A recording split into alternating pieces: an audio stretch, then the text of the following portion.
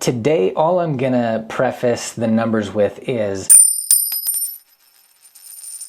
guys, how's it going? I am Christopher McGee. I am the owner of Halcyon Real Estate. We are affiliated with the Keller Williams Market Center in Salt Lake City, Utah. And today is the 6th of October. It is the end, well, I should say the third quarter of 2025 has ended and the fourth quarter has officially begun. And that means that this being the first reporting of the last quarter, I'm gonna give you today a summary of what the third quarter looked like in Utah's housing market. So while normally in these videos, I kind of preface the numbers that I show you, that I pull right off the MLS, I preface that with my thoughts on what all these numbers mean. Today, all I'm gonna preface the numbers with is this thought, that where we are in our market right now and where we trended through the third quarter, it all looks very normal for the time of year that we are in, and it all looks very positive for the place that we've been the last several years. Let's go ahead and check out these numbers of the third quarter.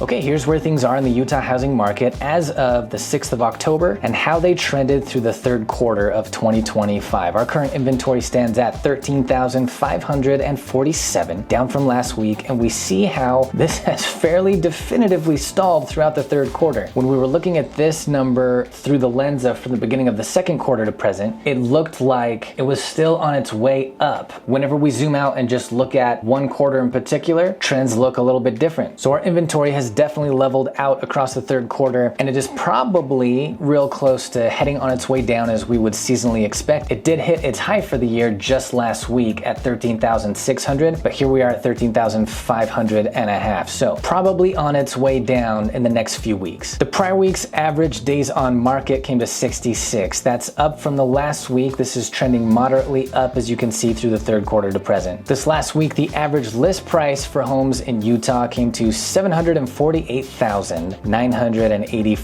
That is up from last week. This is trending very moderately up, as you can see. Now, last week, the average sold price came to $732,252. And so, as always, we've got a difference between average list price and average sold price on any given week. And importantly, that's not, we've made this point before, and it'll become obvious again why in a moment, but the average list price of homes last week is not the same homes from which we're taking the average sold price of homes last week. That's two different sets of homes. But it does give us, when we zoom out and look at it over time, a pretty good idea of the difference between what homes are being listed at and how homes are selling and what the difference is. But this last week, that difference between the average list price and the average sold price of homes on Utah's market came to $16,732 in the buyer's favor, which, with the exception of that one spiked anomaly that you can see in the middle of the third quarter, is the typical norm right now. Things tend to come out about $10,000 to $15,000 in the buyer's favor as the difference between average list and average sold prices. Now, also importantly, last week the median sold price came to $515,000 even. And so still, the median sold price, where most people are having an experience, is over $200K less than what the average sold price is. And that's important for us to understand when we are looking at, oh my gosh, is it gonna be possible for me to buy a home in this market? Last week, the number of homes sold came to 732. That is up from last week. Looking at this data set last week made it look perfectly stable at about 600 homes sold per week. And now looking at it in summary of the third quarter, it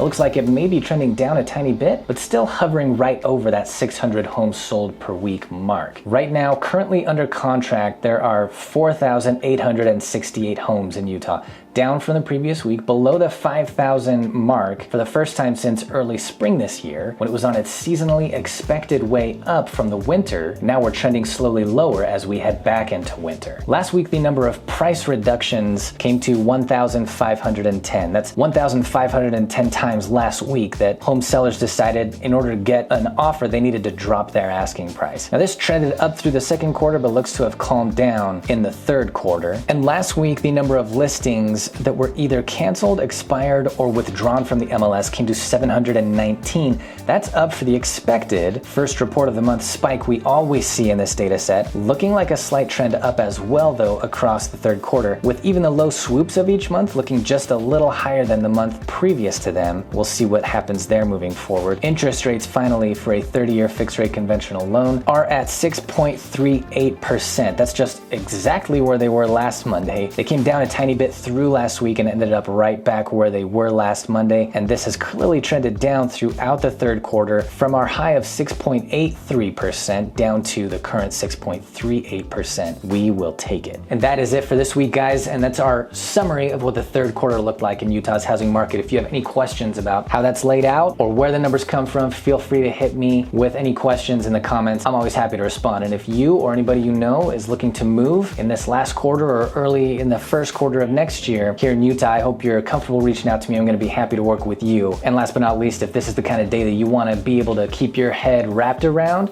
you will find no better way than to hit that subscribe button and stay up on it with me from week to week. Thanks for watching this week, guys. We'll see you in the next one. Bye-bye.